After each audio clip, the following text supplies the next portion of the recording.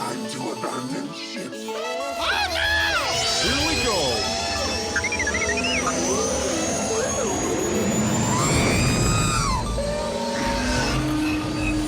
Can I persuade you to join us for a drink? It's a tradition. Here, here. Jar Jar, homie, my main man, quickly. Before the Separatists attack, get into the escape pod. Hey! This is escape, then we're the pod. Jesus!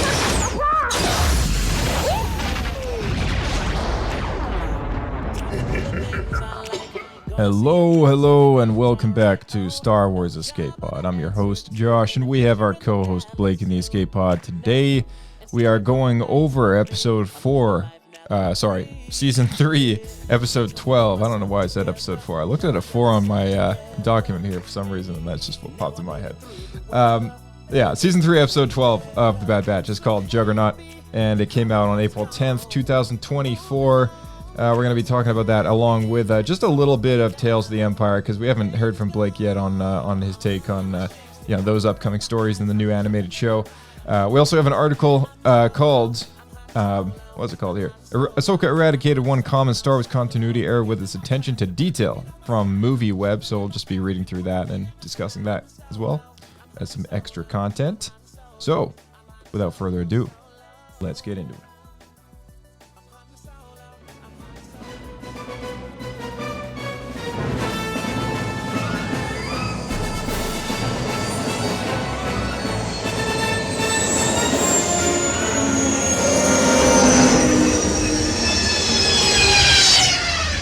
Another happy landing.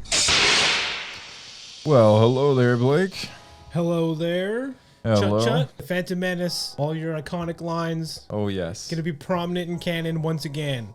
They're gonna be prominent on the streets once again once that movie re-releases. That's coming up here pretty soon. In the coming weeks. Yeah, May 4th in a couple theaters around Canada, and I would assume a little bit more in the US. I think in Canada we have like 5 or 6 theaters that are gonna be screening Phantom Menace re-release. But in the States, probably a few more, I would say. You know what's funny is of the original 6 movies, when they started doing the 3D, the only one they released was Phantom Menace. Yeah, so the funny story is, like, it was supposed to be all of them. Yeah. And Disney has 3D copies of the prequels, and they have screened those at the conventions before. Oh, really? Yeah, it's been you get a wristband or something, you have to go in and then you can see it. But we're sorry they didn't get in any of the actual important panels. Here, I'll throw you a bone. I know, right? I'm also kind of surprised that they've never released the 3D conversions on Blu-ray. That's a good question. That's something else. Too late? Because I know 3D, I feel like it's weird. It's weird because like Rogue One, I bought that Steelbook. I think you bought that Steelbook too, Rogue One. I think so. Yeah, it was like 2016 or whatever, whenever it was that the Steelbook came out, and or maybe it was 2017, and that was still the time where people were like, kind of going after the 3D stuff. So at home, people had the 3D TVs, 3D glasses, pop in your Blu-ray, boom, you got your 3D movie up on screen. And now it's all about 4K. Now it's UHD this, 4K that. I'm just waiting for the VR, man. So you're in the movie. It'll take a while, I think, but. Well, look out. Yeah, people all sitting on the couch with their individual VR headsets. Yeah, you could be in the room. Watching in sync. You could be in the room when little Annie is getting tested if he's going to be a Jedi in the council. Man. You could be right next to Sam Jackson. He's scowling at him. So crazy. Yeah, so it's like there's always the new hype, right? And like 3D is still around. People still have 3D Blu-ray players. A lot of the 4K Blu-ray players you can buy now are also 3D compatible. But 3D TVs, I feel like aren't really a thing anymore. I don't know. I don't even think they sell them unless you find a specialty one. That's maybe. the thing, right? Like, where do you buy a 3D TV now? All the ones they're marketing at least now are just 4K this, 4K that. But 3D was big when what's that movie? Avatar. Yeah, Avatar. And, just think, when did the first Avatar movie come out? That was 2008, I think. Or 2008. 2008 or 2009. You know what this was? I think it's all conspiracy. I think the whole thing was just an excuse to double the price of movie tickets, and then they pulled it out and just kept the price. It was all master plan. 3D, Like you New still, Coke. Yeah, you still pay more for 3D, but it's definitely, it was one of those things. I guess, you know, going to the theater, watching a 3D movie is still quite, it's still quite good, like for some movies, like, but I mean, I don't choose to watch 3D if I can help it. Yeah, I was avoided too because I feel Yeah. like unless you're in the perfect spot, it's just way too dark. Yeah, exactly. hate that. And the thing with Star Wars is like when Star Wars first came out, for those first 3 films, you know, like 3D was around, I think, but it wasn't nearly as big. During the prequels, or during I feel like it was still a thing, like it was around, but it wasn't like quite every movie that just came out in 3D. Are you talking about old school 3D? Because I don't think they had the fancy 3D, but the prequels. Yeah, I'm trying to remember now. Even the original trilogy, I think, came out at the time where they did the red and blue 3D, that really janky one. Oh yeah, that sucked. Yeah, Because I think Jaws 3D was a thing. right. No, I think I like avid like the modern day 3D. I think that was around when Revenge of the Sith came out. I just don't think because it's a manual process of having the movie converted to 3D, right? So I think it's like I think they just didn't bother, right? Like it's like it was an indie company, Lucasfilm, and now it's not, but like it was. So I don't think it was high on the priority list to have a 3D movie, but who knows? I'm just realizing now I'm a little bit sad because Spike is 3D was a little bit too early. Because if it was just ahead of its time. Yeah, because it was a few years later it had the good 3D instead of the janky 3D. Yeah, exactly. Yeah, no, but I think that may have been, had 4D. Or maybe it's just, I don't know. You know, it's funny though, because the moment, the day that people think, oh, okay, George Lucas is done editing these movies, right? It was when the Blu-rays came Joke's out. on you. George has never done editing. Yeah, I know, right? It's just like the DVD, the special edition's been out for a while. It's like, all right, yeah, we're good. And then now it's like, now we got the 3D re-releases. Well, and then the Blu-rays. I didn't notice any edit changes in the Phantom Menace 3D. Did you? It's very minimal. Yeah, there's like some, I think there's some sound and maybe, there's something. I know there's something, you can look them up online. But the craziest thing is, so when the movies got pushed out to Disney Plus, when Disney Plus launched, the difference is actually that the people who own so there's actually a minimal differences between the Disney Plus version and the most recent last Blu-ray release. Yeah, they actually changed a little bit. Disney did. Not Disney, but it was for the 3D re-releases. Oh, interesting. That there were some changes made. Yeah. And then those just never got published because episode 2 and 3 onwards were never re-released in 3D. But the prequels are all done in 3D. They have 3D versions of them, but they've just never like provided hard copies, right? But those changes made their way into the final edit, the final master. That's interesting. And those made their way to Disney Plus. So sounds about right. Yeah. It's really weird. But and yet, so many people just want the original theatrical version. Yeah, I know. Just right? up-resed. I still laugh at that. I go like, why? You know, I'd like to see it. I think I've watched it once. I love these movies so much. I would not be heartbroken if George Lucas came back and added a sequence into Attack of the Clones somewhere. You know what I mean? Like, I don't know. I just wouldn't care. I'd be like, oh, sweet, more Star Wars. Depends on what it is. If it's some like lame cameo thing, I wouldn't be on board. Right. Yeah, but I mean, it's baby Han Solo. Yeah, that would be a little weird. Yeah. But if it's just like cleaning up some rough CG or a green screen or something, like I'm totally on board with that. Yeah, and it's also like, you know, people get really fired up about that Han Solo Jabba the Hutt scene, and admittedly, that's one of the things I would prefer to not be there. Right. The thing is like I love how it's like he originally envisioned that scene to be in the movie, and that was okay filmed back all the way back in back then, right? And my personal opinion on that is I would like to keep the scene, but keep the original actor who Jabba sent to collect, because that makes more sense to me. I don't know why Jabba would go in person. That just doesn't seem like a canon thing. Right. Well, in the sequence, it is Jabba though. I know, but I don't agree with it. Well, I think like the whole idea for Jabba changed later. Like he was originally just a dude, and then he became a slug. Well, so. I think he should stay as a slug, and the guy who goes there should just be some like hired thug. Right. But then they would gotta change the entire audio around that sequence. Is it? Because I don't even know. Yeah, because the entire like. I need to listen to the original. So it's like Han is talking to Jabba, and he addresses. It is Jabba. in that sequence, Yeah. it's Jabba. Like that's why Jabba's there, right? That's why he steps on the tail and everything. But originally, it's just a dude. That was Jabba. Yeah, the guy with the big fur coat. Yeah, it was like Friar Tuck was just Yeah. Jabba. It's a good way to describe him. It's Yeah. exactly what it looks like. Yeah, it was like Friar Tuck was Jabba the Hutt. But because that sequence was removed from the film, Yeah. and then another whole movie went by, I think George was like, oh, I want to change how Jabba looks. Besides, no one's seen how Jabba looks anyway. So Well, I we've agree only with- heard about Jabba before. So then he made him a slug. I agree with the artistic decision to make Jabba a slug. Right. I just don't like that scene. You just don't like the scene. It doesn't make sense to me that Jabba would A, be there, and B, allow Han Solo to walk over his tail. I agree. It doesn't really make a whole lot of sense that He's Jabba supposed to would. be like this crime lord that just throws Yeah. people into pits. Yeah. Why would he put up with that? It doesn't make any sense. Right. It doesn't make a whole lot of sense that he would be there in person. And he also, I think, is like scaled down a little bit in that sequence to make that, because he's quite a bit bigger, I think. Yeah. And they scaled him down to Yeah, they kind of have make it to. work for Yeah. that shot. At Right. least for the original trilogy scale. Yeah, so like that's the only Return of the issue that Jedi. I have with it. But like if it's something that, and that's all in relation to the recasting of like a guy to basically a slug puppet, right? But They should just refilm it with Alden and just insert that one scene. that wouldn't look weird at all. It'll be fine. Alden, I feel like by now it's been long enough since Solo that Alden will have aged into the Harrison Ford age of A New Hope. So Alden, you were playing young Han Solo. Today you're just playing old Regu- Han Solo, regular Han Solo. Yeah, like regular Regular aged Han Solo, Because yeah. old Han Solo's from the sequels. Yeah, that's right. Yeah, so I don't know, like it's kind of funny, man. Like there's a lot of deleted scenes. Like okay, so here's a good example. There's some deleted scenes in like Attack of the Clones, entire sequences that they removed. Like there was a negotiation between Padme, Anakin, and Dooku at a table, and then there was an entire sequence These where are deleted Anakin. scenes? Yeah, deleted Yeah, scenes that you can DVD. watch, and they're finished too. Like all the Yeah. VFX are finished.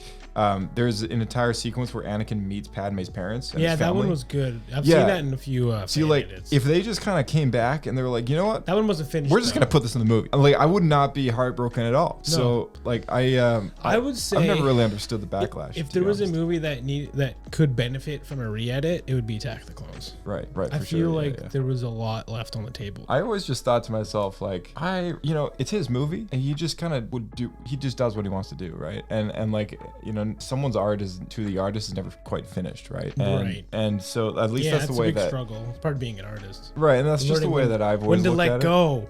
it. Yeah. It's just the way that I've looked at it. So I've always thought it was more amusing than outrageous, right? But I think, Man, okay, this is a skit that we should do, and we keep coming up with these skits for our YouTube channel. So, and Indiana Jones and the Last Crusade, Yeah. when the goblet like falls down that crack at the ending, while everything's like blowing apart, breaking, and then Right. Indy's like reaching, like trying to get it. It's like George Lucas trying to get his films to like re-edit them again. It's like, let it go, let Yeah. it go, Indy. Let it go. Let it go, Junior. That's right.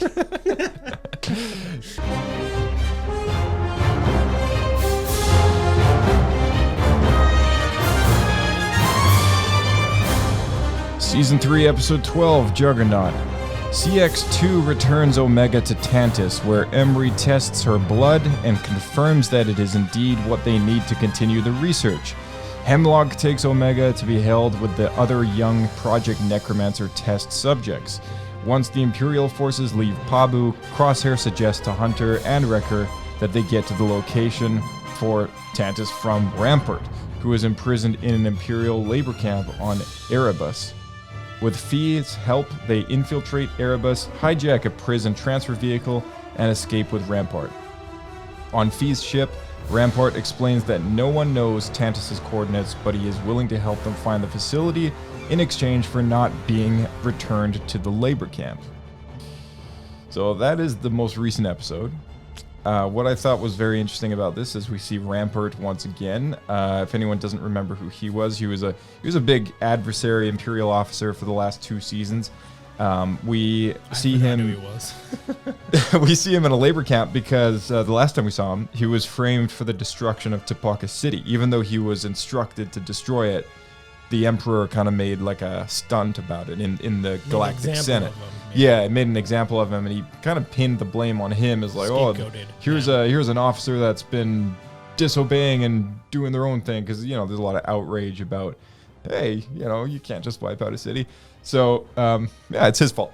That's right. Yeah, so that's what happened, and that's why he's in Imperial labor camp. So I don't think he's the kind of guy that would necessarily be all forgiving with the Empire. I think this guy is probably holding a grudge. He probably is no longer an Imperial loyalist. If I probably not. I don't think I would be in that circumstance. No, I wouldn't be either. So so there we go. So that's the episode.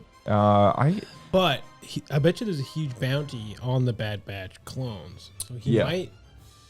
There's still that chance that he would betray them for his own personal gain. Oh yeah, for sure. Yeah, I wouldn't trust him. Turn into a total scumbag. Yeah, I mean that's certainly possible. What I thought was really cool in the way that it's described here is prison transfer vehicle. We know these in the Clone Wars to be turbo tanks, turbo tanks. These are super cool and very underused. Yeah, and in Rogue One, Jin is also a prisoner on a whatever it's called, transfer vehicle. That's what they're calling them now. That the war is over, all of these turbo tanks are just repurposed as prisoner transfer vehicles, and I love how they just kept that continuity. I did wonder though if it was the same scale because I forgot how big these things were. Oh, they're huge, yeah. Because they were so underused in Revenge of the Sith. Just really one shot in the background, which is a shame. Yeah. But I was obsessed with the Lego. I thought it was super cool. Had like shocks and stuff on it. But Lego's never to scale, so it always seemed a lot smaller in my head than what it actually is. Yeah. But yeah, seeing it on screen, ginormous. So it makes I do wonder if what we saw in Rogue One. I have to go back and check because it could be. I don't remember it being that big though. Yeah, it's quite big. I mean, I have a Lego turbo tank right up there. It's definitely a lot smaller than it should be, but I think that's just the way that Lego sets are. Is it the newest one? Because the newest one's even smaller. No, it's the second newest one. It's the one that came with Lego Ayla's Akira. It was a Clone Wars Lego set, like back when season 2 or 3 came out. Okay, I got Cad Bane with that set, I think. Yeah, because the original one had the minifigs with the light up lightsabers. I think it came with Mace Windu. That was an episode 3 set. Yeah. Kashyyyk. Yeah. I wanted that so bad. I think it came with Luminara on Dooley. Yeah. Oh yeah, that's right. Light up lightsaber. Light up Luminara. I acquired one of those. Oh really? Yeah, someone gave me a bunch of their Lego stuff, and that was in there. Wow. But I didn't have the tank. At least not that I could tell. It still work? The light? It did when I was in high school. I don't know now. Those batteries last forever. I still have the light up Darth Vader, and that still works. That's cool. I really wanted the Mace Windu. Yeah. Man. Yeah. If only I had the income then that I have now. I know, right? But yeah, so this episode is it was okay. So for me, like, I don't want to like completely crap all over it or anything like that. I thought it was fine. I thought it was like really mid, like just super. The last few were super good, so they can't just do that every episode. Right? No, I just kind of like it ended in such a strange place. It's like, figures. Like it just kind of leaves on a bit of a cliffhanger. But then Josh, also, let's be honest, the bar you're starting with here, your favorite planet just got like blowed up. My favorite planet? Yeah. Oh, Pabu? Pabu. Oh, yeah. It was under Imperial assault. I'm figuring you'd be very excited about that. Well, they just decimated the town. Yeah, because you can't stand that planet. No, dude, I don't think I want the Death Star to come over and just blast that thing to oblivion. It's the most peaceful place. Everyone is just enjoying. It's like a little seaside town in Spain. It's gonna blow up their planet. Yeah, I don't need it. Yeah, I don't need any guerrilla skirmishes in the city. No. I need some like, let's get some bombarding going on here. Boom! We're gonna glass the planet. Yeah, just Pabu, that one little island. Just want that one. The rest of it's fine. Gone. Boil the seas. Burn the land, boil the sea. I love making jokes about the joke that I hate Pabu at this point. It's just I'm trying to make this like a memeable thing, like just rag on Pabu. Yeah, but it's so the actual episode it was okay, but I mean there was nothing that really surprised me other than it's a turbo tank. But I think I saw that in the trailer, and there was nothing that other than the return of Rampart, there was nothing in this episode that stood out to me. Okay. Like literally nothing. It was like bone dry. I'm trying to remember because I watched like 4 in a row and then a gap and then this one. So I'm wondering, did they figure out Omega's blood before this? They kind of hinted, I felt like, but they never really confirmed it to this episode. What I felt like. Yeah. So this episode, That's a pretty big reveal. This episode, yeah. So Hemlock takes Omega into Project Necromancer. So in the last episodes, it was revealed to us what Project Necromancer is, which is those kids that they're sourcing using. They're trying to clone. Yeah. Yeah, they're trying to I don't know what they're trying to do with their midi-chlorian count, but He says that in this episode. He says they keep trying to clone them, but it degrades. Yeah. That's why they need Omega's test blood. subjects, right? So there's a few. Hopefully they cleared it up. But there's a few flaws in this idea. Why are they testing the blood of all of the clones? There's like millions and millions of clones, and they're gonna just try all of them with like one sample of youngling blood at a time. That's the thing. It's like that's sort of what's puzzled me this whole time as well. Is like, did they? And they didn't know think that, like, oh, why don't we try the one person who doesn't look like all the other clones? Yeah, I know, right? But here's the other thing. It's like, why I guess okay, so I think maybe one of the reasons is the clones are they can just do what they want with them, right? So like if they need to test a whole bunch of people for something, the clones are like specimen A for doing so, because they could just call them up, they get their lines, boom, done, right? But I think maybe they just started with that, and then maybe they're going to move on to like people in the galaxy, start doing kidnaps and stuff like that. Well, it was like they're looking for some sort of binder. Like a catalyst, right? With the Jedi blood. Yeah, they're trying to make like the magic concoction, so to speak. But so like vampire art. Yeah, the way that Hemlock describes it Alchemy. to Omega is like when cloning someone with midichlorians in general. The way he says it is like it's never the same. Like the midichlorian count doesn't hold or whatever. However he says it. Okay. And so he didn't say like the clone just dies. So it wasn't quite as like graphically verbal as like say Halo Flash cloning or anything like that, where they just kind of drop dead or whatever. But they never really specified. I inferred that the cloning process itself doesn't work because it degrades too quickly. That could be correct for sure. What I inferred from how he said it was that the clone would not be a perfect replicant in terms of midichlorian count, and therefore would not fulfill the standards that they're looking for. I'm wondering how that would work, because like I could see that being the case before you have a organic being, excuse me. Yeah. But if you've already formed like an embryo that's growing, how would it deplete? Like how would you lose midichlorians at that point? Yeah, I don't know. Part of life in Star Wars needs midichlorians, right? Like all life has midichlorians. But I think if we're talking about Palpatine here, he's going to want to make sure that his count doesn't change at all, right? So in that regards, I could see him desiring the perfect clone of himself. Okay, I see what you're saying. Where there's no loss of data, yeah, so to speak. I forgot this was supposed to be a clone of Palpatine. Yeah. Just kind of got lost in just general Jedi cloning. Right. Yeah. No. It's like this is like a really selfish guy who's behind all this. So like he wants the perfect, And yeah, maybe that's why there's a lot of this stuff going on. But I don't know, the way he made it almost made it sound like cloning Jedi is possible, but they wouldn't end up the same way as the original, which kind of makes sense. But at the same time, well, in the EU, how was it? That's what I was just gonna bring up. So I'm not sure if it's in other novels, but specifically in the original Thrawn trilogy, what happens is the Force user clone is fine at the beginning, but then they slowly go insane. So they lose their mind basically. So they become like really like schizophrenic essentially is what happens. It only happens to clones of Force users. Interesting. Yeah, so it's a different approach to tell the same kind of story that it's an imperfect science. Yeah, but it's pretty cool though, because then you try to clone Jedi or whatever. Let's say you want to make a Force user army, but then they just all go nuts. Yeah.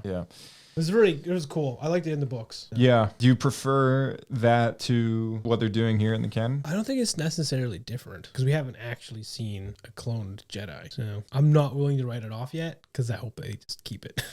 Did they ever share whether or not Palpatine in episode 9 was a clone of himself, or was that the original body that somehow survived? I thought it was a clone. I always tossed it to being a clone as well, that it just kept degrading and he had to keep moving his soul around, but that's just a whole nother situation. It's a whole nother like bucket of worms there. Yeah, but I mean, like, believe it or not, though, it's all kind of connected. All this stuff, Project Necromancer. Because the first time we heard about that was Mandalorian season 3, and then Moff Gideon using it for his own purposes. But yeah, I mean, it's in reality, it's for him, it's for Palpatine. Yeah. But yeah, it's okay. So yeah, so this episode, more or less not the best in my opinion, but also not the worst. It was really kind of an in-betweener and bridging the gap. I was talking about this with Kirk last week, and what we kind of came to a conclusion wise is just where the heck is this show going? Because other than Tech, right?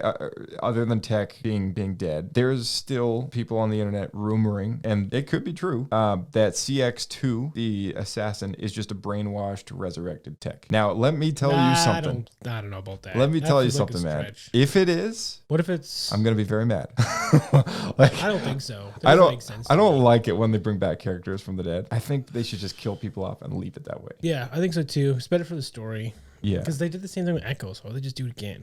it's over and over, man. Like Echo was like, all right, and then like Maul as well. I think like that was like, it was a fan favorite character that never got enough screen time, and it's like they kind of made it work. And it was George Lucas's personal request. True. Okay. But now it's just getting out of hand. Now it's like episode 9's Palpatine. Now there are we've 9 got, of them. Now we've got Ventress back. Right. There's been so many times where it's like, oh, that character died, and then it's like they come back. It's like- Cad Bane, This is a big Marvel problem too. even Boba Fett. I mean, Who's yeah. left? Who dies? Like, Vader? who That's about it. stays dead at this I mean, point? technically, he comes back as a Force ghost, so Right. But that's the thing, right? Like who stays dead anymore? Like it just Death means nothing. Yeah, it almost kind of loses its. I don't want to say death loses its magic, but it's almost like death loses its weight in the story. yeah, that's a good way to put it. Yeah, and that's something I really admire, like Harry Potter for. Like, they kill someone off, they leave it that way, and that's a personal choice on behalf of the author. But it was like that was sort of in an all magical universe, like that's sort of where the line is You drawn. say that, but they have a Philosopher's Stone, which you can use to contact the You can dead. prolong your life. Well, no. You mean the Resurrection Stone? Excuse me. Yes, that. Yeah, so that's basically like the Force Ghost thing, and that's okay. Like I like Force Ghost, like whatever. But I mean, I think like the point being is like the actual person doesn't return, right? Like the actual like body's not back, and like they're Right. not there anymore. Like it's different. So I don't expect to see Force Ghost text anytime soon, but So what you're saying is you don't want a Mace Windu Star Wars story. if they did a younger Mace Windu, sure. No, But no, no. I'm talking like no, heck no. cybernetic. I don't like, out want- for revenge. No like way. Sam Jackson's coming for you. No, that would be like, I think if they The Mace did Windu that, story. I think if they did that, they're scraping the bottom of the barrel. They're literally I just don't know. He's like, a cool character. I would still watch it. I mean, I would watch it. I'd be like the biggest hypocrite out there because I'd be criticizing it and I would still watch it, but I wouldn't enjoy it. I'll tell you right now. I will be very bitter and cross my arms through the whole movie. I will. I will bitterly watch it and be like, this is incorrect. This is wrong. Like, but yeah, just look over at you and just scowling the whole time. yeah. I know Sam Jackson wants to return, and I just I don't blame him. It's I don't. cool. Yeah, I just like I'm like, man, like it just wouldn't be good at all. Like it would just kind of ruin the choice that Anakin has to make. There's logic to it though, because we see Jedi fall from like space and they're fine. So like, That's why would Mace true. Windu fall to his death? It's very true. I think it's because he was like electrocuted that he probably would be stunned and like couldn't do anything. Depends how far he's fallen. They're pretty Because high like up. we've seen Anakin like hit with major lightning and then like force like thrown across the room and he hits a wall and he's like down, right? Like Dooku, he Dooku's him or like across the Geonosian room or thought whatever. Dooku's And he's like adjective. he's like on the ground, like crawling around, and then he finally gets up and saves Obi-Wan's life. But it's like it takes him a while to recover from that. I think we have to do a test then. We should break out the timer. We'll see how long it takes from Anakin being shocked to how long till he gets up. We'll time it. And then we'll test a penny. We'll drop it out of Palpatine's office, and we'll time how long it takes to hit the ground, and we will compare notes. What the heck? Actually, we can look this up right now. Hold on a second. Okay, so Is Mace Windu alive? And George Lucas said yes. I believe this was a thing that happened. Here, Anakin and Obi-Wan duel. Well, specifically, he says sure, but it counts. So we got the Anakin, Obi-Wan, and Dooku duel from Attack of the Clones, right? So that's yeah. So this is it. Okay, here we go. This is the audio. No, Anakin, no! All right, so the timer. All right, and okay, 1, 2. As you see, my Jedi powers are far beyond yours. Now, back down.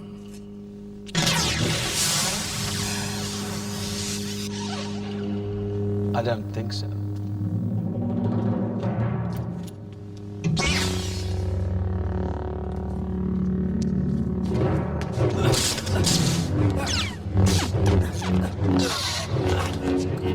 Master Kenobi, you disappoint me.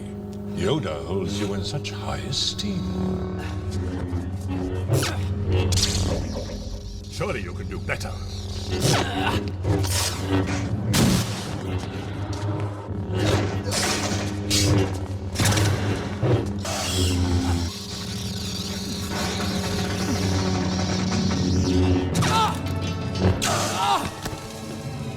Okay, like we've hit 1 minute already. And now Anakin's looking at him. There we go. Okay. All right, there. Boom. It's about 1 minute. So like just over a minute or around there, yeah. So like so I don't know what the distance is from the top of the Senate building down to the. I just looked up the. I highly doubt it would be a minute. It's like saying that the towers of Coruscant shouldn't be above roughly 10,000 feet above sea level. 10,000 feet. Okay, yeah, Have but you seen the size of the buildings? that's the tallest building though. Like we're talking about the Senate building. The Senate building's like much shorter. Is that where his office that is? round domed like building. Yeah. Okay, I thought he'd be in a tower. So like okay, so how tall is the tallest building? We'll just half it. Just for an example. Half would be 5,000. 5,000. Okay, so how long does it take To fall 5,000 feet. to fall 5,000 feet? What's gravity? 9.81 meters per second squared. It's 50 seconds in free fall. That's pretty close, bro. So that's pretty. That's Okay, pretty dude, close. there's no way, man. That's pretty close. There's no way. Dude, that's that like a you- 10-second difference. Mace Windu's better than Anakin. Anakin's like 15 in this. You think he's saying he blacks out for like 50 seconds and then he's just like. Yeah, man, he's got this. He's got this. Okay, hold on a second. Let me. Okay, what is the calculation for 5,000 feet? We gotta figure out gravity, right? So 9.81. Wait, here. So it says, for example, tandem skydivers usually leave the aircraft at an altitude of 13,500 feet, then deploy their parachutes at 5,000 feet. We calculate free fall time at 10 seconds for the first 1,000 feet, then 5 seconds for every 1,000 feet thereafter. This means you spend 50 seconds in free fall. Oh, so never mind, not 50 seconds. Well, that means 4,000 times 5 plus 10. If you're jumping at 10,000 feet, you so free fall for about 45 seconds at around 120 miles an hour. Oh my gosh. So it's 4 times 5, right? It's 20. So it's about 30 seconds. Yo, dude, he's dead, man. He's dead. I have There's faith. no way. I have faith in the Windu. Also, I don't know if weight comes into it. We're gonna like, I don't think it. But like, How how much does Samuel Jackson weigh? Samuel Jackson weigh 2006. How tall is Sam Jackson? He's 1.89 meters. What is Mace Windu's volume?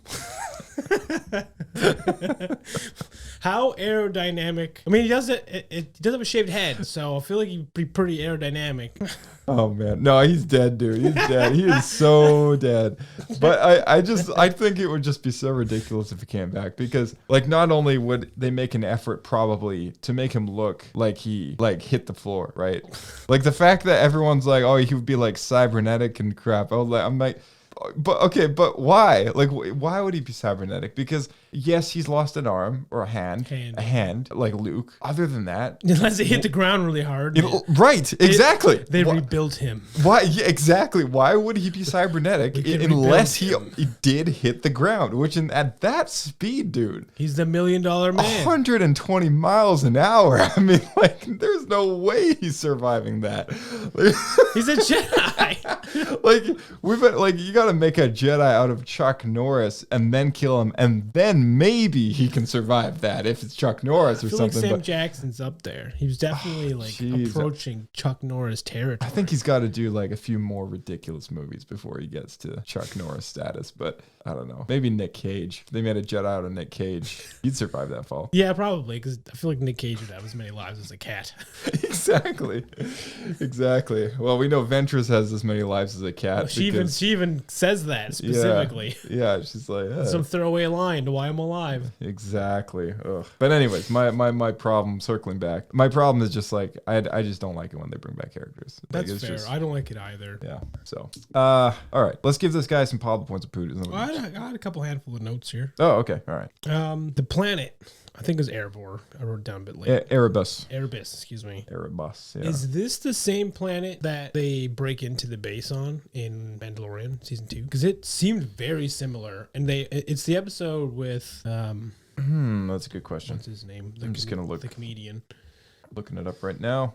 No, it's not. So, okay, because it seemed very similar, and they had transports, and they had some very similar terrain. So I thought The terrain was very similar. Yeah. So it was cool. I don't know if you noticed, but the whole base had tracks, so the base can drive around the planet. Yeah, that was kind of neat. It was like yeah. a big sand crawler. Yeah, that was kind of neat. I thought that was super cool. There's some nice design going on, I guess, in the episode. The Imperial prison mine. Yeah, a walking mine. That's pretty A neat. walking prison camp, I guess. Yeah. Why does it need to move though? Is it then you for can move the for the mine, mine? 'cause it's a Oh mine. yeah, of course, Yeah. right, of So you course. can move to another location. So it's basically just like a Ironically- giant mine drill thing that they work on. Yeah, exactly. Okay. It's kind of almost in like a sea oil rig or something like that. Okay. Kind of cool. What did you think of her way of stealthing into the planet, where she just cuts all the power and then just goes right past all the windows of all the Imperial guards and I stuff? thought that was so The dumb, ships. man. I thought that was so stupid. Why doesn't more people do that? You know, That's what I was wondering too. Is this it's so simple? I mean, it's dangerous. You could easily die. it is for sure. I mean, if you don't have no control over your ship, you could just hit anything and it would you just blow up. I just think it'd be really funny though if someone just looking out the window and then just past the window. What the hell was? Did you see something? Yeah, I know, That's right? nothing. Get back to work. Get back to work. That's nothing. Was the planet was blockaded, right? Or was it just one ship? Very, very poorly. Yeah, it was Right, okay, one so- ship. So not just approach it from any of the other Yeah. half of the planet, and you'll be fine. maybe not. a Maybe there's blockade. more. I wouldn't call it a blockade. Right. Okay. Yeah. Okay. Well, I guess so. But they still had sensors, right? So the idea was Yeah. she cut the power, so the sensors wouldn't notice. Right. Yeah. I get. Yeah. I don't know. I mean, I guess I'm indifferent to it. Yeah, But I thought it was a little silly. Okay, I mean, it seems logical from that perspective. We've seen them in space cut power so that they can't be picked up by sensors. Right. Yeah. We've seen that's it's the within oldest canon. trick in the book. Obi-Wan Kenobi does that with Django. There you go. Yeah, same thing. Yeah. So it's. It's I just she guess did it's it the while same free thing. falling onto a planet. Right. Yeah. I guess. Yeah. I don't know, man. It was nothing new to me. Okay. But it was also just kind of I've never seen anyone try doing it that way before. Yeah, it made me wonder why it isn't done more often. Maybe it is in the underworld. The I'm thing not is sure. if you're moving at such a rate, right? If you're moving at such a Be speed, terminal velocity. Yeah, the sensors would be able to pick that up. Whereas I feel depends because if they're only sensing for heat signatures, from thrusters, or if they're just sensing for live power. Yeah, electromagnetic stuff, maybe. I feel like there would be sensors on board a Star Destroyer to pinpoint projectile velocity stuff. You know, I mean, maybe there's so many asteroids they just don't bother. maybe. We've heard that line thrown out on Hoth. Yeah.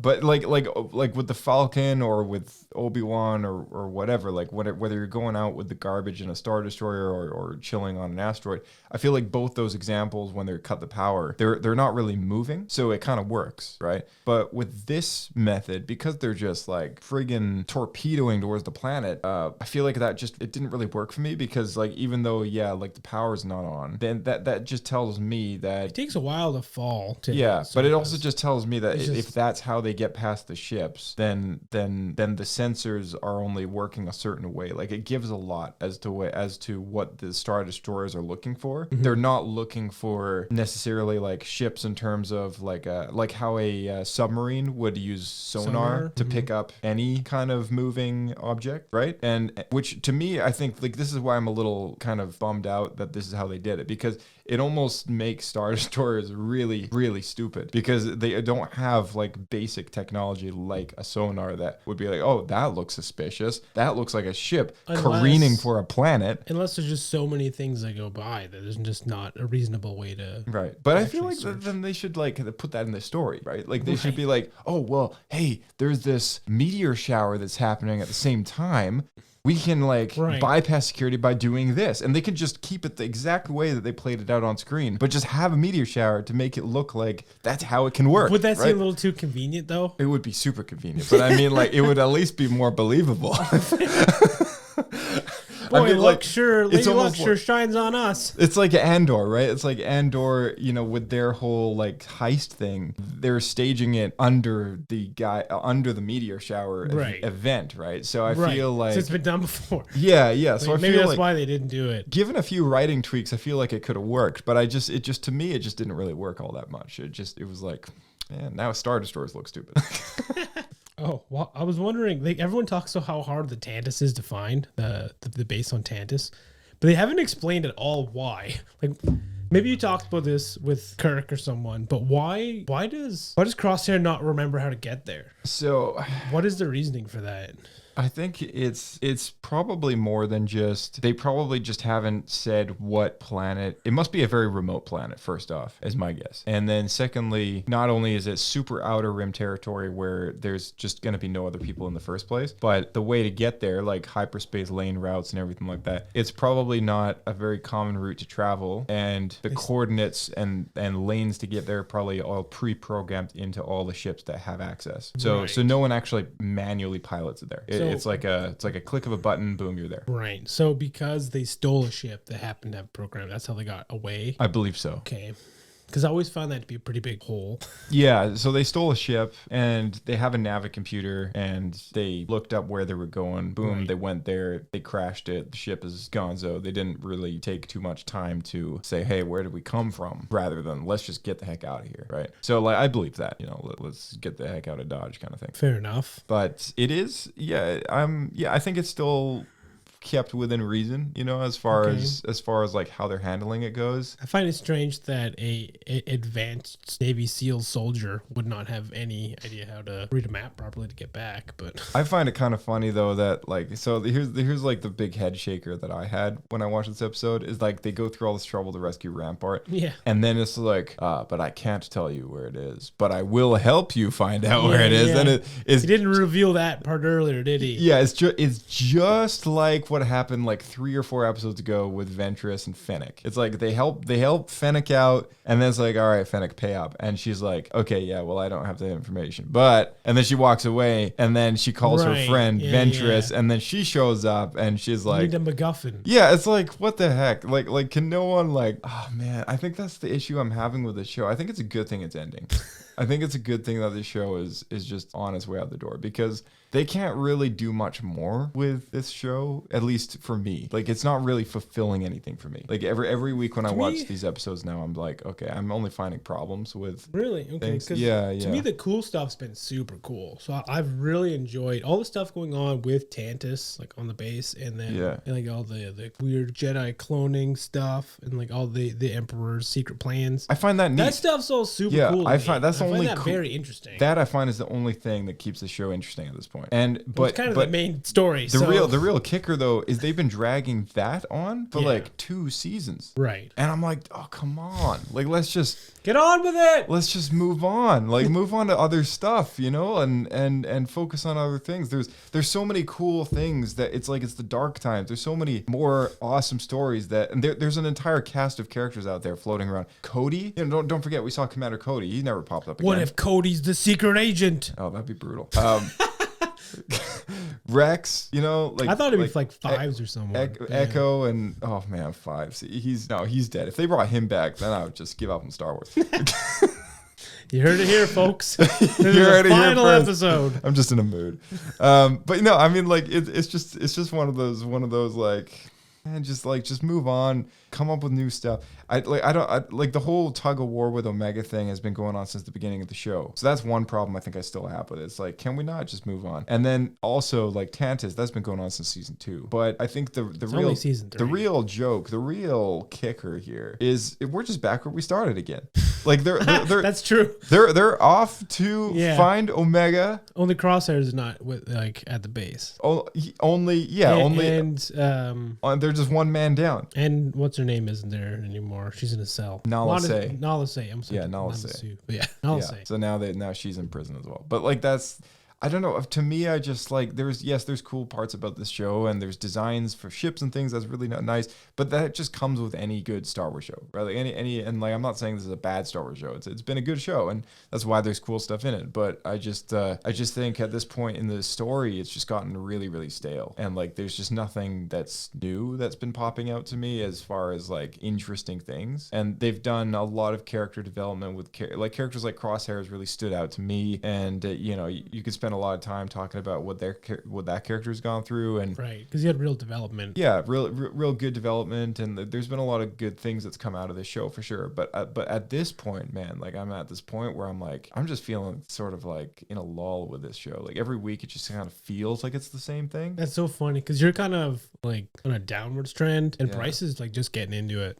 See, like, I hope they spin off into a different show where they don't focus on the same characters every week. Because Star Wars, Omega. This is the exact same problem that I had with Star Wars Rebels. I just hated the fact that we saw it's too small of a crew. It's too small of a crew and cast. Yeah. Well, it's easier to make. Need less assets. Yeah. And at least with Rebels, they were really trying to get that original trilogy, like core group of people. Like for me, I just I love the Clone Wars formula. I love that we got to see so many different story arcs, storylines. I don't know if they could pull it off again, just because that specific era was ripe to have multiple characters, a number of which were already developed in the films. Right. So it was like kind of this perfect blend of setup to go into that, and they had a specific era at the beginning and end to just flesh out whatever they wanted. Yeah. You know, like the closest thing I could think of is if they do a pre-Phantom Menace show, then you could be around a bunch of Jedi, but you'd still be all Jedi. I don't know what you do beyond that. So everyone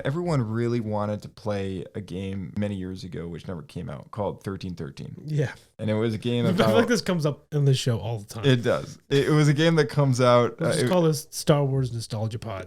Yeah. It was a game that featured Boba Fett, or would have featured Boba Fett. You would have played as a character for a short while in the game, and the whole game is actually just like... most of it is like a setup for playing as Boba, who eventually... The rumor was Boba comes in, kills your main character. Right. And it's all like a deceiving... like That'd be cool. It was supposed to be awesome. Like the marketing for this game was like featuring one guy, just a rando. Yeah. And you get killed as that guy, and then you play as Boba. That'd be pretty cool. I would be down for that. I mean, you can only really pull the trick off once, and then everybody knows. Yeah, exactly. But it's one of those pretty clever. Yeah, it is really clever because like all the marketing so far up until that point, the E3 footage that they announced the game with was all, it was like a cinematic like sequence and stuff, was all with just like two random people. And so that would have been super awesome. But at the same time, you know, like this era is when 1313 takes place, right? So I keep thinking to myself, like, man, we spend so much time going back and forth in a show like this, which has so much potential because they're doing awesome stories, like with Tales of the Jedi, Tales of the Empire. Like there's some really good stories out there that they could tell. And I just, it kind of baffles me that we keep going back and forth with Omega being captured, saved, saved. Started off being, this is a group of elite clones that have like superpower level abilities. And now it's like, we're looking at a sniper who can't shoot. We're looking at a hunter who doesn't hunt other than for his, like, essentially sort of daughter character constantly. He's always hunting for Omega because she's always getting lost. Because she's always captured. Yeah, because she's always getting captured. We're looking at a guy, you know, who he's like the muscle of the group who gets them into trouble. I honestly, like, other than like cargo crates, I haven't seen him lift anything like a lot. He carries a lot of people. Yeah, and then they lost their tech guy, their computer guy, so they can't really do any like hackery stuff anymore. Well, I had to get rid of him so I could give Echo somewhere to shine. I'm just starting to. He's the screwdriver guy. I'm just really struggling to find. It's great if you need a Phillips #2. I'm just really struggling to find like the shine in this show still at this point, and so I'm just kind of glad that it's ending at this point. I'm like, okay, 3 seasons was. I thought that wasn't going to be enough, and now I'm thinking it was too much. You felt the same way when Rebels ended, though, and then you came back around and liked Rebels a decade later. I've found appreciation for it. You just needed contrast with later I shows. still have my problems with it. Yeah, let's I agree. leave it at that. I still have some major issues with it, and I still don't think that the younger audience was a good audience to target with a show that could have been so much better. Yeah, it was partially due to the channel because I wanted to put on Disney XD. Yeah, exactly. Like if that show was done in Clone Wars style, in Clone Wars art, and with the age, with the teenager age in mind, like it could have been way better. Well, isn't that what they're targeting with Bad Batch? They are, yeah. Okay. Yeah. So Bad Batch, Tales of the Empire, Tales of the Jedi, and Clone Wars. Like those are the 4 shows that have all maintained the same audience. Rebels is kind of the one-off that's been for a slightly younger audience. And then Resistance. And then there's like Resistance, and then even lower than that, there's Young Jedi Adventures. But I don't really count that in the mix because that's like it's canon, man. That's like Sunday cartoons kind of thing, but yeah, Saturday cartoons or whatever. But yeah, it's I don't know. I don't want to complain about this show forever, but it's like I'm enjoying it. Just take the good. There's definitely good stuff. I've enjoyed it. I've enjoyed it up until this point. I'm just kind of reaching the end of my enjoyment, and That's I'm like, fair. okay, I 3 episodes left. I mean, I enjoyed Resistance. I mean, yeah, you enjoyed that a lot more than I did. I thought it was pretty funny. I thought it was, to me, it reminded me a lot of 2000s cartoons, like daytime Teletoon, or daytime Cartoon Network. Let's give this guy some positive points of Poodoos. I'm gonna give it a Bendu. I thought it was quite average. It wasn't bad. It wasn't good. Wasn't great. Wasn't excellent. I feel like a Bendu's pretty much my lowest score for this show thus far. For all, like, if I were to look back over all 3 seasons. And did you not give a Pablo Pudu to Pabu? There might have been, but there might have been 1 or 2. But like very rarely have I gone below a Bendu for a lot of really any of these shows. But like, I'm thinking Bad Batch specifically, and I wouldn't put this on the same tier as the ones that I really disliked. I don't even know if it was that one. That one didn't bother me nearly as much as you guys, because I don't know. It was like a tsunami episode. I thought that was fine. Like, I didn't have a problem with it. I just like bring it up because it bugs you so much. It's the nature of the episode, man. It's like the build up, this time investment that they've spent in this show with limited time to make a point of like this being a paradise, and then in 1 episode it all just gets wiped away, man. That's true. It's like funny. It's because they needed to have something happen, right? But I also got in that episode that we're trying to show like they finally have somewhere they can relax and show that they've been at war for so long that they can't. It's a challenge for them to just sit down and enjoy life. That's what they were trying to show. Yeah, and that makes sense. That makes sense. It's not a lot of fun when you're expecting explosions. And I'm sorry, Josh. No, it's not even that, because this was an action-packed episode. It was just I'm talking about Pabu now, but yeah. Right, but yeah, I know what you mean. But no, that's not what I expect out of episodes for sure. Like there's some episodes that like have featured really good character development, like Crosshair's episode in the snow. Oh, that was great. That was awesome. Yeah. Like that was really good storytelling, and I love that. And I don't even think there was a single explosion in that, but it was it was great. And I like those kind of stories. But it was but yeah, I don't know. This episode was like, it's a good chase scene, I guess. Right. Nothing I haven't seen before. Yeah, well, I guess like not every episode can have the same level of like depth, like emotional depth to it. Right. Because you got to build up to that. And that's where Clone Wars, I think, has such diversity, because like, yes, it's like a big war all the time, but there's so many stories in there, right? Like it's like, I don't think there's you can jump around more. Yeah, there's like 3 episodes with like featuring Maul and his brother, and then you get like, you know, pre-Vizsla and politics on Mandalore and stuff, and then you get Obi-Wan and Satine, and then you have like an Ahsoka episode. Are you willing to say here on the podcast that Clone Wars has no filler episodes? Oh no, it has filler for sure. For sure, it 100% has filler, and quite frankly, I think if they didn't have filler, then like they may have actually progressed a bit further in their story. But it was, yeah, I mean, it's just the nature of trying to make a season for like, I think that's just time, and you need a certain number of episodes for television. And I think that's just it. With Bad Batch, they're smaller seasons, and they're slightly longer episodes by like a minute or 2 each, but at the same time, it's like it's a smaller season. They knew that season season 3 was going to be the last. So I'm just kind of puzzled as to like where the story's going, because now Omega's captured again, and it's like, man, are we going to do this for like a season 4 or like another spin-off show? It's like Omega. It's like trying to find Omega. What if the next show is just called Star Wars Captured, and it's just about Omega being caught all the time? Just call Omega. It's just about Omega. Yeah. Just her getting captured. Captured, a Star Wars story. Yeah, An anthology film. Do we still say that? Is that a thing? Star Wars Captured, an anthology film. Just anthology film. That was from the original. Yeah, Rogue they One stopped trailer. doing that. I don't even think. I think even by the Solo time killed it. Rogue One came out, they stopped. It was Solo, a Star Wars story as well, and then that killed the titles. My joke's not gonna last much longer. No one's gonna know what I'm talking about. Yeah, I know, right? Yeah. People aren't gonna know what the marketing trope is. So yeah, what'd you give this one? Oh, that was a huge tangent. Wow. I would say, like, I'm gonna go 1 Pablo point, I think. Okay, so 0.5, that rounds up to 1 Pablo point. Yeah, kind of around there. Maybe go as low as 0.75, but yeah, I'll just round it to 1. Okay, yeah, sounds good. There's one last thing that I thought was pretty cool. So I recently got around to watching the final season of Stranger Things. Okay. So it wasn't that long ago. And one of the first things I noticed when we finally got to see behind the laser beams security system of Project Necromancer is the kids, right? And it was like the room, the way it's kind of laid out, and the fact that there's these kids behind there reminded me a lot of 11 when they were like training her in that weird psychic school in the base. Oh, for sure. In Stranger Things. It was very similar to that. Yeah. I was wondering if that was an influence. I wonder. Yeah, that'd be a good question for Brad Rao.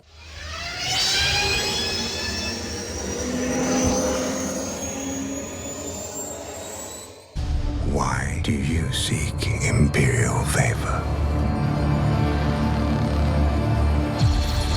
Years ago, my people were all but destroyed. My anger gives me strength. It is that strength I offer the Empire. Offer accepted. I'm here to present you with an opportunity, Barris. Just be glad you're not a Jedi anymore. Your path is set, Morgan Elspeth. I will fulfill my destiny.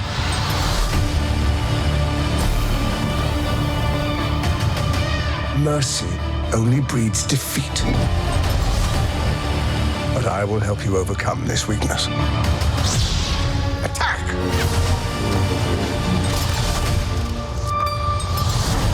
You said the Empire would help to change things. Everything comes at a cost.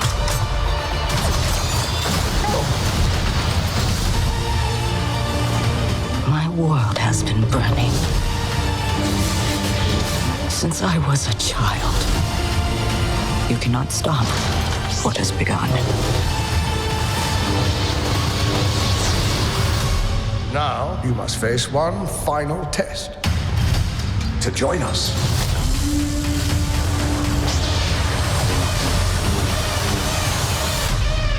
It is time you meet your new master.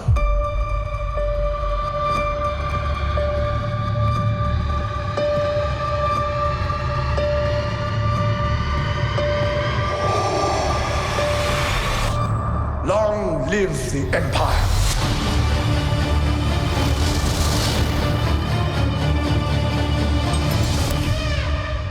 All right, so Tales of the Empire debuts on Disney Plus on May 4th with 6 episodes. The whole show comes out on May 4th. And cool. 3 episodes in line with Tales of the Jedi. 3 episodes will be focused in on a young Barriss Offee after the Clone War. And the last time we saw her was Clone Wars Season 5.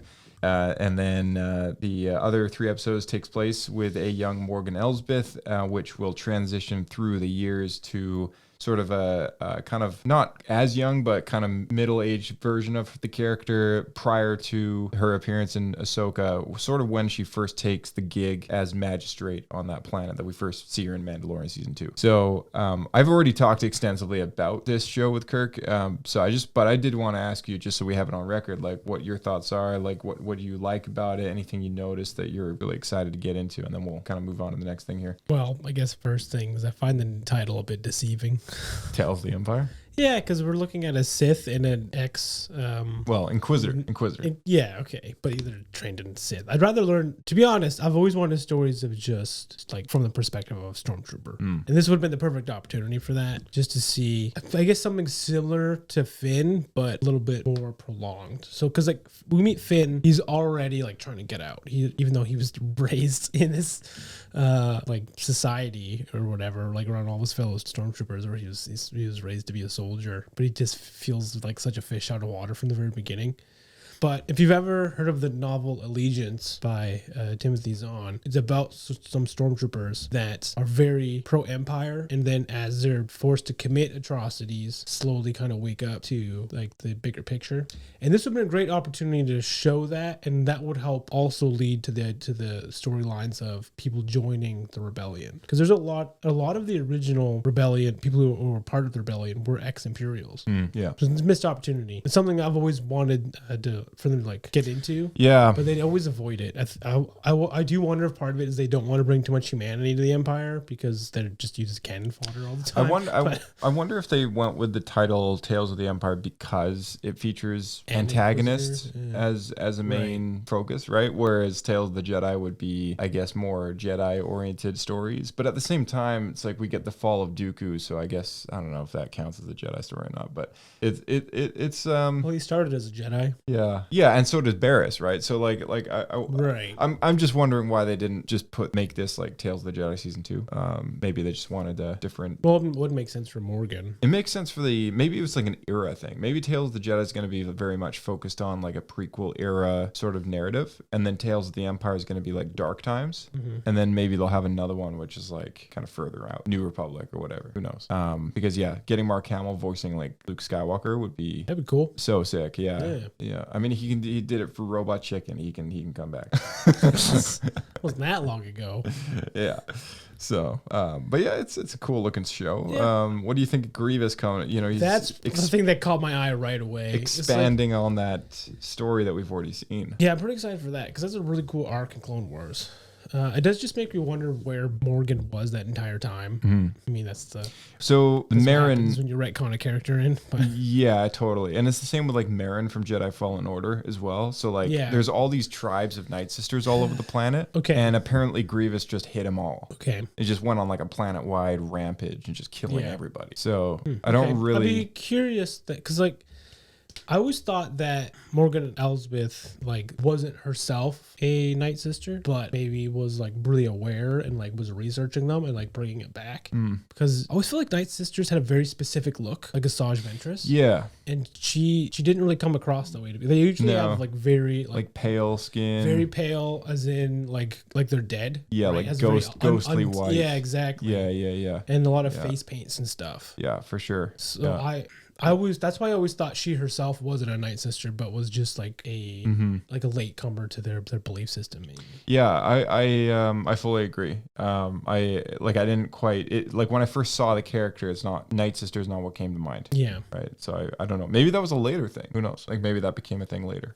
You mean in the writing of her story? Yeah, in the writing of like Ahsoka. Maybe. Maybe that's definitely possible. I would have appreciated that in this animated series that maybe she did look more ghostly. But maybe it is just the makeup they wear, and then so she just doesn't put it on later. Right. Yeah. Yeah. Who knows? What is cool though is that she is back as a character, which is like it's nice to see. Yeah, and I do appreciate that because I actually am very curious of her backstory and the tie-ins to why she's a part of the Night Sisters or like when she's like seeking them out. Yeah. And she knows about this planet that's in a different galaxy and all this sort of thing. Yeah, I'm curious about that. What I really liked about it, and this is what I said to Kirk too, is I really love love the appreciation of Thrawn, the young Thrawn that shows up. Yeah. To explain why they know each other. Why they know each other, exactly. And I love the fact that they used his like kind of Clone Wars era uniform when he's working for the Ascendancy. Still, I didn't even notice that. Yeah, so this is the uniform that he has. Still works for the Chiss. Yeah, and this is the uniform on the second Thrawn book, the new canon trilogy. That is on the second one of the first trilogy. He's wearing that uniform in his like flashback look, kind of thing. Like when he, so they kept that all pretty consistent. So I like that a lot. That was really cool. That's around the same time that he meets Anakin for the first time, and he's kind of observing the galaxy. He's because the Chiss are so they keep away, reserved. And yeah. There's a word for that when they kind of just keep to themselves. They keep to themselves. But so I thought that was pretty neat. You know, builds an alliance there with Morgan. I think. Lone wolf, lone planet, lone Chiss, lone Commander Wolf. Yeah. So yeah, May 4th, and then Barasafi. Yeah, I'm actually excited for that because yeah. I kind of wonder what happened to her. She got arrested for bombing the temple. Yeah, we never saw her again. So I know during Rebels, we had always anticipated her becoming a Inquisitor of sorts, and just kind of never happened. So I'm pretty curious to see kind of what's going on with that. I think that's she was a prime candidate, so it's cool that they're actually going to explore that. Yeah, for sure. Yeah, I'm looking forward to seeing perhaps if she has to take on Luminar unduly. Perhaps she survived. In Rebels, they use her corpse in like the 6th episode to it's very lure like Kanan and Ezra. Yeah. So it's like really early on. And she's all like dead and preserved in this like thing, and they elaborated on sort of how they preserve the Jedi bodies in Kenobi. But I hope it comes up like they have something to do with her corpse or something with Barris. Totally. I feel like that would be super cool if she had to like fight Luminara for whatever reason, like in the it'll be her undueling. Undueling. So yeah, it'll be pretty neat to see that. What number do you think she'll get? 12th sister. I mean, they'll just 38th sister. I think it'll be like 8th. No, is it 8th? No, I don't even know. I can't even keep track which ones are taken. They just make up numbers now because the thing is the more jumps they have, the more Inquisitors they can fill in the blanks with. It'll probably be 8th sister. 8th sister. 7th is the latest one we know of. 7th is 7th is the last sister that we know of. So I think it'll be 8th. Also, something I've always wondered, maybe you have an answer to this, is it consecutive numbers per gender? Is it consecutive numbers between both sides? I think can you have a 7th sister and a 7th brother? Yeah, I see what you mean. I don't actually know. Let me just so is third sister, who's the big one with the tusks?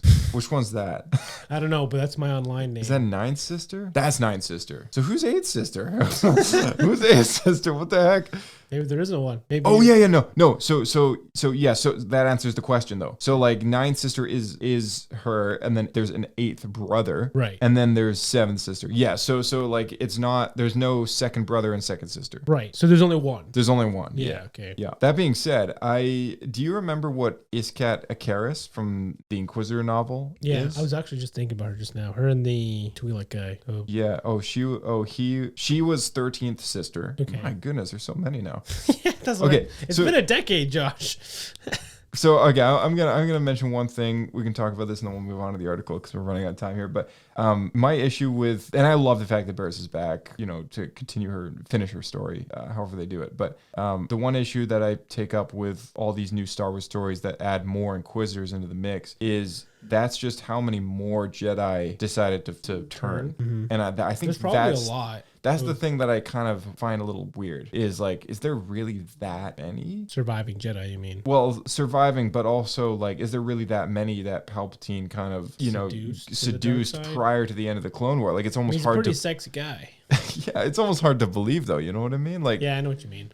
Yeah. So as we learned in the Inquisitor novel, he had agents in the temple that were seeking out these Jedi, mainly like younglings, I would think, or like Padawans. That's right. That were, because don't forget, these were kids that were thrust into war. So they weren't raised properly to be Jedi. So they probably started to have a lot of questions about what they were doing. And, because they make these tough decisions, right and wrong became pretty muddled because you have to do what you have to do to win the war. It's not a clean thing. So that probably brought out a lot of dark side thoughts and tendencies, stuff that could lead them down that way. So if Palpatine's got agents in the temple, he would already have a probably pretty solid number of a list, right? He'd have a list of potential Inquisitors. Yeah, I would assume so. And I would think a lot. Like, how many Jedi were there during the Jedi or the Clone Wars? What did Kanan tell Ezra when he's training? And he says a number. Yeah, because I think believe, does he say 10,000? I think there's 10,000 at the start, like at Geonosis, but thousands die at Geonosis, and then it's significantly less than that. Yeah, if that's not, my understanding. Yeah, was it thousands that died at Geonosis? It's supposed to be a lot. I think it was like over half the order. At least I should say it's like a good it was chunk. over half the masters and knights, not necessarily right. Younglings and Padawans. Right. Yeah, because they made a point of saying some absurd amount in the Inquisitor novel. Yeah, and that's why they had to start promoting people who weren't ready, because they need to fill the ranks. Right. Right. And so then again, that's another reason why Jedi were put in these situations where they're more likely to be tempted to the dark side from a lot of these harsh decisions. Yeah. Yeah. I kind of hope that it doesn't become unbelievable if they keep going with this down this path. Like Inquisitors. Yeah. Like I don't want to read about like the 17th brother and like it just kind of never ends at some point. Let's say there was like 3,000. I'm just throwing a number. 3,000 Jedi at the time of the Purge. I would think at least 100 would be still a normal number for those who are willing to turn after doing the atrocities of 100. I'm just saying, if you just look at the numbers, that's That's like 3%. Right. But the thing is, I think like they're only willing to turn because someone has kind of persuaded them, whispered in their ear, right? I think a lot of them. Palpatine was doing that. He had plants in the temple. Yeah, I guess so. I just like it wasn't just like, oh, we're gonna do it. Like as we saw in the novel, he had people that were unsuspecting get into these people's lives and realize like, oh, there's something going on in their thoughts. And we saw that the Jedi masters that were left around the temple who weren't out on missions were basically not there. Right. They were just checked out. Yeah. It's like it's hard to believe that like kind of worked. You know, like so many. I don't know. Like the way that they perceive the Jedi is almost like a lot of them. The Jedi. Right, but it almost like I think that's sort of what makes Anakin kind of immune to that, right? Is because he has known a life outside of the Order. Right. Whereas so the whole point of the Jedi, the reason that the whole dogmatic thing is a convincing argument for Anakin is because so many of them have never known another life. So to me, to have a lot of those whispers kind of like move through the temple and reach people like Iskat Akaris or whatever, who also I don't think it's a coincidence that she also has ties and memories to family which draw her away from the Order, right? So it's hard to believe. No, if you remember, that wasn't the case. What the problem was, she didn't know anyone else of her race. Well, there's that. So then that led her to seek out. But then she started to suspect. Yeah, she felt the only other person who was a Jedi of her race must have been her mother. Right. Yeah, and that's why. But she didn't know that for sure. It's just she kind of put two and two together. Yeah, but again, it comes back to I have family elsewhere, right? Right. And then it's the same with Dooku. It's like Dooku like finds his family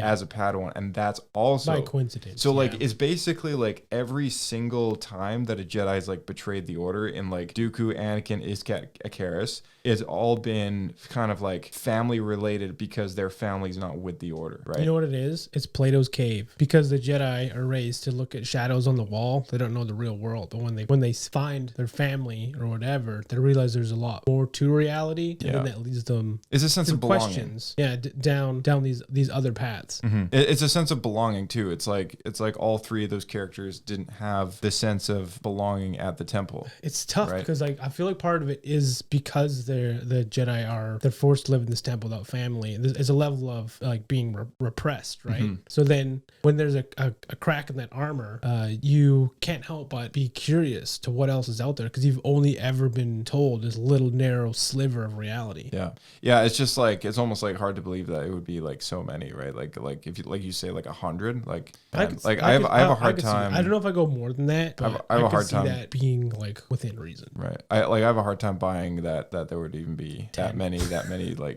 well, I'd have a hard time believing that there would be like 20. Right. So it's like it's getting to the limit, I think, and then they can't really go much further in terms of like, because there's some really weird Inquisitors we don't don't really know a whole lot about that Merrick guy from Ahsoka. Right. He was in the trailer. He was in the trailer, yeah. And he's like, he doesn't, I don't know, like he doesn't show his face. Like, who is this guy? Like, was this guy a Jedi? Like, what's the deal? Right? Yeah. Yeah, and then there's that big Tusk, the big one, the ninth sister, the one I was talking about. Yeah, it's like I've never seen her in anything else except Fallen Order, but like she just looks like a villain. Like she doesn't look like a Jedi at all. I mean, you could say the same thing about Zabrak, but yeah. Yeah, I guess so. Have we seen a Zabrak Jedi in Clone Wars? I think there's one in Phantom Menace. Oh, okay, yeah. He's not technically, I think he's an Iridonian, but Iridonian and Zabrak look pretty much the same. Right. They just have slightly different facial patterns or skin tones, but they both have the same like horns and stuff and like patterns on their face. Right. But Zabrak, they tattoo their face, but the Iridonians don't. Okay, so that's why Darth Maul's like has facial tattoos. Yeah. So that became part of the Zabrak culture from Dathomir. Gotcha. Yeah, that makes sense. Well. There we go. Tales of the Empire. Let's shift gears here, and then we'll wrap it up here. Quick article. So Ahsoka, the show, eradicated one common Star Wars continuity error with its attention to detail. Also, before we do this, boom. Gotta hit those blast doors. Later than ever. Yeah. Dave Filoni's attention to details has removed one regular Star Wars continuity complaint from Ahsoka. And this is an article that I found on Movie Web. It was published October 21st, 2023. So kind of just after Ahsoka was mostly wrapped up, I guess. The author of this article is Anthony Lund. So thank you, Anthony, for providing some detailed information. Yeah, and some material to talk about. So here we go. Star Wars, like many long-running franchises, occasionally dropped a clanger when it comes to some aspects of its continuity. One issue that has plagued the franchise is the way certain characters have been able to lose and regain their cloaks without any explanation. But this is one complaint that Ahsoka avoided thanks to keeping good track of character garments. Ooh. Across the franchise, certain Sith and Jedi have made their first appearances adorned with a cloak, with some seemingly being for practical use and others simply being for appearance only. The first characters to be seen with the cloaks included Obi-Wan Kenobi and the Emperor and Yoda, although the expansion of the franchise has seen more characters donning cloaks and has been never been noted where these characters get their cloaks from and when their old cloaks once have been lost in battle, especially in the New Republic era. In Ahsoka, Dave Filoni seemed to go to great lengths to make sure that this age-old complaint has not reared its head in the series. Although it seemed like a minor detail in the grand scheme of things, it is not, or it is these small notes that can help the Star Wars universe to become the object of online ridicule. The latest Star Wars series presented a number of cloaked characters, from Baylan Skoll and Shin Hati to Ahsoka herself. And when it came to the continuity of their costumes, Filoni has his ducks all in a row. When Ahsoka and Baylan engage in their lightsaber duels on Seatos, they both discard their cloaks before their battle. However, unlike in many previous Star Wars projects, those cloaks do not magically reappear later in the series. The mystical cloaks of the Jedi reappear, they do. Although the original Star Wars trilogies limited the number of characters with the need for the cloak, it was the prequel movies that started to see this particular garment become an almost constant headache for lovers of continuity. Episode 3, Revenge of the Sith, excelled when it came to allowing characters' cloaks to regenerate themselves magically. Yoda's cloak was seen again after being lost during his exchange with Palpatine, and Obi-Wan Kenobi was able to find 2 new cloaks during the movie. While it could be possible that there were several spare cloaks available to the Jedi on the occasion of theirs being misplaced, in the context of the story, it seems unlikely that there would be time for anyone to go off and acquire one. It would also be somewhat implausible if there were to be a storage room somewhere brimming with spare robes and cloaks for all the characters to dip in when the need arises. While it is not unusual for this kind of mysterious manifestation of garments to occur in movies, the Star Wars fan base are very unforgiving when it comes to pinpointing out any errors in the franchise, no matter how minor. If the attention to detail shown by Ahsoka carries into the future of the franchise, then it will help to alleviate some of the small gripes that frequently overshadow new entries in the saga. So there we go. Thank you, Anthony. I thought that was quite an amusing little read, and I just wanted to read this on the podcast at some point because I just thought it was a good laugh, but also it's kind of talks about something relevant. So TLDR is Ahsoka's the first show where they take off their cloaks and then just don't wear them again for the rest of the series. Yeah. Okay. And like this is sort of the funny thing because I guess that's the thing, right? Is like when Obi-Wan on Utapau, right? He drops his cloak. What, sparing his ship. And then I guess so, but I mean he's sparing Grievous's ship. So after we see him on Utapau, he's cloakless, right? But he gets to Bail Organa's ship. He's with Bail Organa. Then they go to the Jedi Temple, and he's got a cloak. So before he arrives at the temple or after? So when he gets to the temple, he's got a cloak. So somewhere between Utapau and the Jedi Temple, someone just happened to have a Jedi cloak with them. Okay. And it happens to be Obi-Wan's robe, like Obi-Wan's colors and everything. His size, yeah. His tailored cloak. I like the idea that they have to go back and like get them. Yeah. So like Yoda, he escapes Palpatine, he's going away, but then he forgets his cloak, so he's got to turn around. And wait till Palpatine's not looking, and then like force pull it up from the floor at the bottom. Yeah, it's just from like the 50 stories below, right, in the Senate building. Yeah. I also it kind of amuses me, you know, when Obi-Wan dies and he gets sliced in two and his robes and everything, and like, you know, like he just kind of regenerates them magically, I guess, through the Force. But at the same time, it just kind of makes me laugh, you know, because like all the times that we just kind of ignore these cloaks popping on and off screen. I don't know. It's such a minor detail. It's such a minor detail. I never even noticed. You never really think about it. But yeah, I guess it was really smart for that continuity to be there, you know, with the removal of the cloaks. It's a little more work, to get something like that right. Yeah, for sure. You know what it probably comes down to? They're just filming out of order. If you film stuff out of order, then it's hard to track that. Oh yeah, yeah. But if you film linearly, so maybe that means that Ahsoka was filmed linearly. Maybe. I have no idea. Yeah, I mean, it's just one of those guesses, but I don't know. Or maybe in the script it says like for the first few episodes, cloak, and then after cloak, the duel, no cloak, no cloak, no cloak, no cloak. Yeah, we guys, she already took her cloak off. You can't use it. She fell in the water, so she couldn't get it back. But Dave, I'm a bit cold. Someone get her a blanket. She might catch a chill. And just take it off when you're filming again. Yeah, anyway. All right, so that's it. Let's wrap things up for the day. Cool.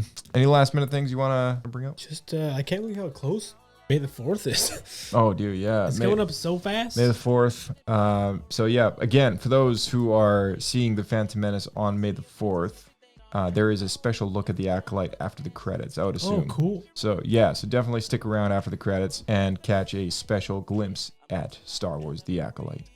Is there any chance this special glimpse will also be on the Star Wars YouTube channel? I hope it's not like a 30-second thing. I hope it's like a good, 3 minute at least. 3 hours. Yeah, 3 5 minute. It's on the poster. Like they gotta do something. But yeah. Also, thank you to anyone listening to this episode who has left us a 5-star review in the past. That definitely helps out a lot. But also, thank you to anyone who tuned in to Yoshiman222's Twitch channel on Sunday, April 14th at 3 p.m. We had a Republic Commando binge stream online. It was awesome. And through the magic of editing, I'm saying that in the past. So technically, it hasn't happened yet as of the conversation. But it will have happened once this episode drops. So for those of you who haven't subscribed to his Twitch channel. Editing. That's just release dates. For those of you who haven't subscribed to his Twitch channel, definitely go and subscribe to him. He's a friend of ours, and he does Nintendo stuff every week. And I'm sure in the future we'll have another Star Wars game session with him at some point. So thank you again, Blake, for coming on the show. Thank you for being our lovely co-host as usual. And we will see you in the next one. We'll see you out there. Keep flying. All right. Thank you so much to our audience. Once again, you can contact us with the handle at SWScape Podcast on Twitter or, well, that's pretty much it. And our email is swscapepodcast@gmail.com. Subscribe to us on YouTube. Hit that bell icon for notifications. You won't miss a podcast episode. Also, Google Podcasts has now, I think it's shut down at this point, but you can still find us on so many other platforms out there. We love 5 stars. It helps the algorithms, helps people find the podcast, which really helps us a lot because it gets us out there. And if you haven't been sharing the show with a friend, definitely hit a Star Wars friend up. Send a link to Star Wars Escape Pod. That helps us out a lot. We'll see you in the next episode of Star Wars Escape Pod. May the Force be with you. 3 episodes left of the Bad Batch Season 3. We'll do it.